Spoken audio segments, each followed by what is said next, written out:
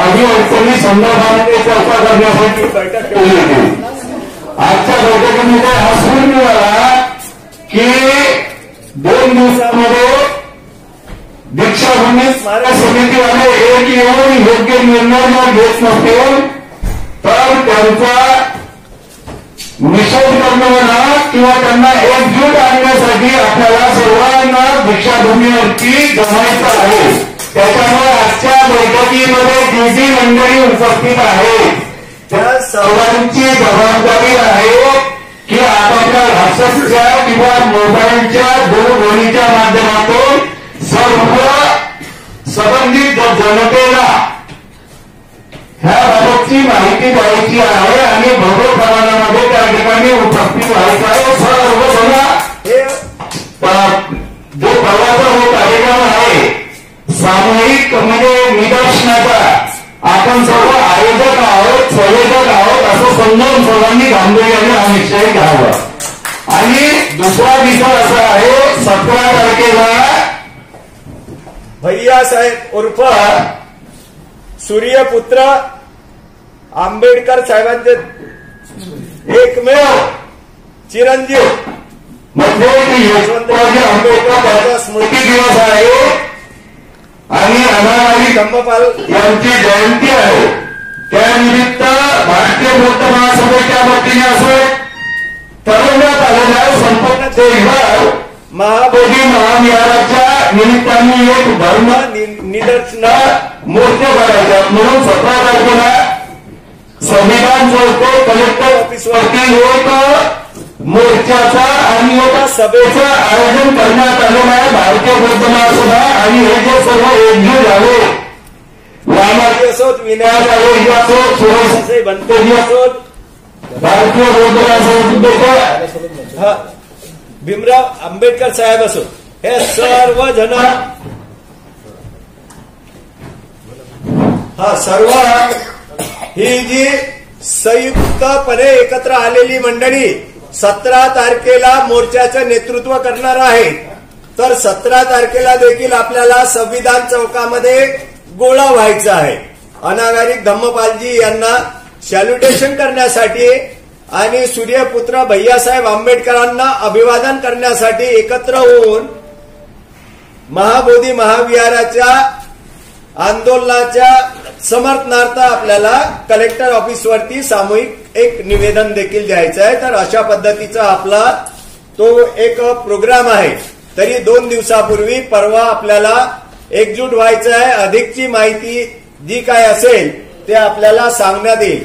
आपण सर्व लोक ह्या ठिकाणी एकत्रित येऊन जागरूकता दाखवली आणि दीक्षाभूमीवर येणाऱ्या लोकांच्या प्रती एक संवेदना आपल्या मनामध्ये आहे अशा पद्धतीची एक भावना व्यक्त करण्यासाठी आपण सर्व आजच्या ह्या बैठकीचं आयोजन केलेलं होतं।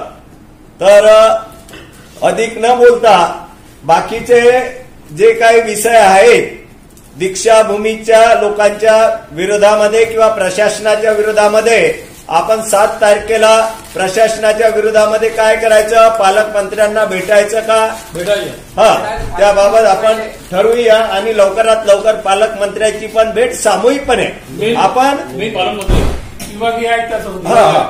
आज आपण सर्व भारतीय बौद्ध महासभेच्या बोलावलेल्या बैठकीला विविध सर्व संघटनेचे आपण लोक उपस्थित झालो।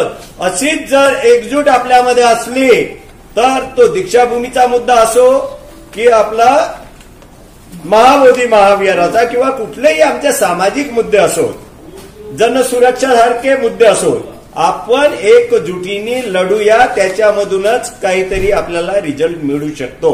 एवढे बोलून मी माझे अध्यक्षीय 2 शब्द संपवतो। जय भीम सर्वांना धन्यवाद।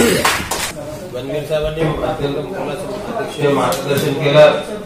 7 तारखेला हातात पकडून घ्या माईक पालकमंत्र्यांना आपण भेटणार आहोत। त्याचबरोबर 8 तारखेला स्मारक समितीला पण भेटणार आहोत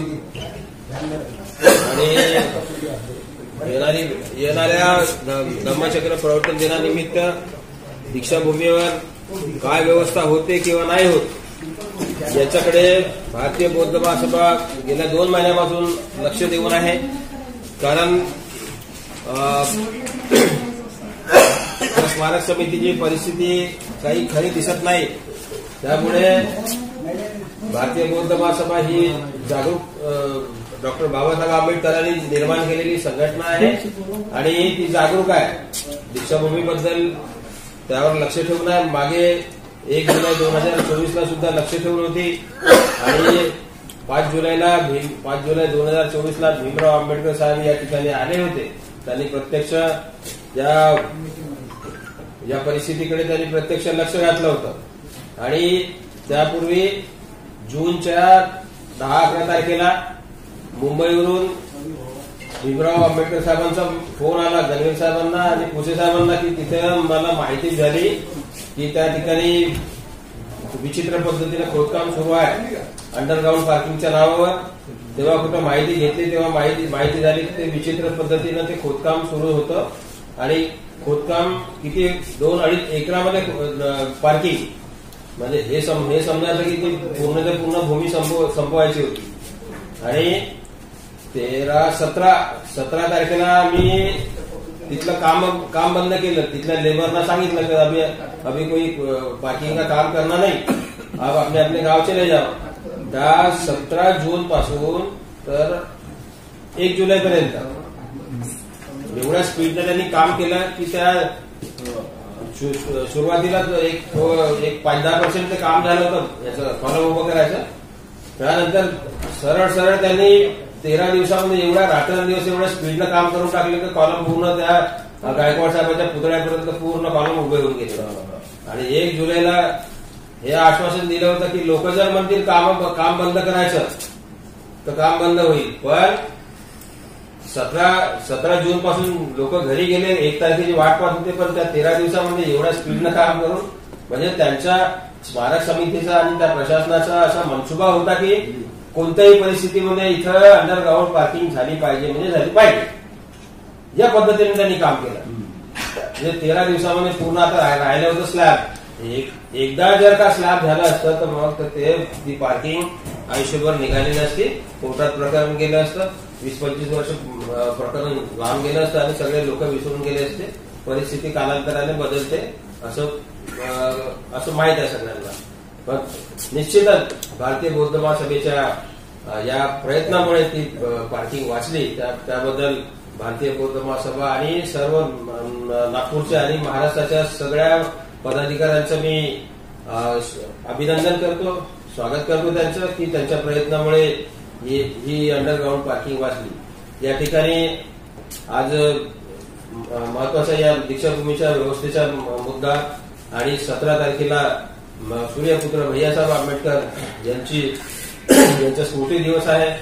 त्याचबरोबर अनागारी धम्मपाल यांची जयंती सुद्धा आहे आणि याच महिन्यामध्ये पेरियार रामास्वामी यांची सुद्धा जयंती आहे.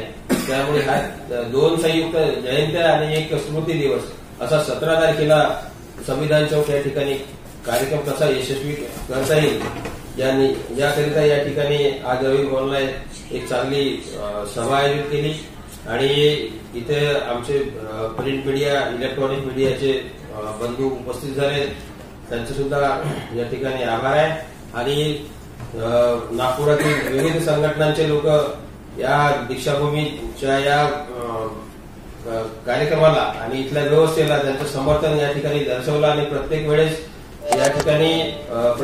दीक्षाभूमीचे जे काही त्या व्यवस्थेबद्दल सभा होतील किंवा मिटिंगा होतील किंवा कार्य होईल त्याला त्यांनी समर्थन दाखवलं. त्याबद्दल त्यांचे सुद्धा या ठिकाणी मी आभार मानतो आणि अध्यक्षांच्या अनुमतीने आजची सभा या ठिकाणी संपली असं जाहीर करतो.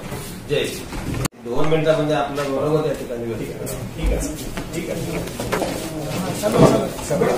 या ठिकाणी बोलण्यासारखं आहे. ती सूचना अशी आहे की आता विषय सुरू आहे दीक्षाभूमीचा आणि दीक्षाभूमीचा सगळा विषय इथे स्मारक समिती आहे आणि CIT मध्ये त्या स्मारक समितीची नोंदणी आहे. तर घटनेप्रमाणे निवडणूक घेतली नाही असं सांगण्यात आलं आहे. तर त्या समितीमध्ये आपण सभासद होऊ शकतो. मग लाखोच्या संख्येने जेव्हा आपण दीक्षाभूमीवर लोक येतो की ही मागणी रेटून धरा, सगळे आम्ही सभासद होतो आणि निवडणूक घ्या, संपला विषय. अशी मागणी करा ना, म्हणजे तुझ्या फायदा आहे ना. सांगा त्यांना जे अध्यक्ष असतील पंचसूत्र आहे ना, आम्हाला सगळ्यांना सभासद करा.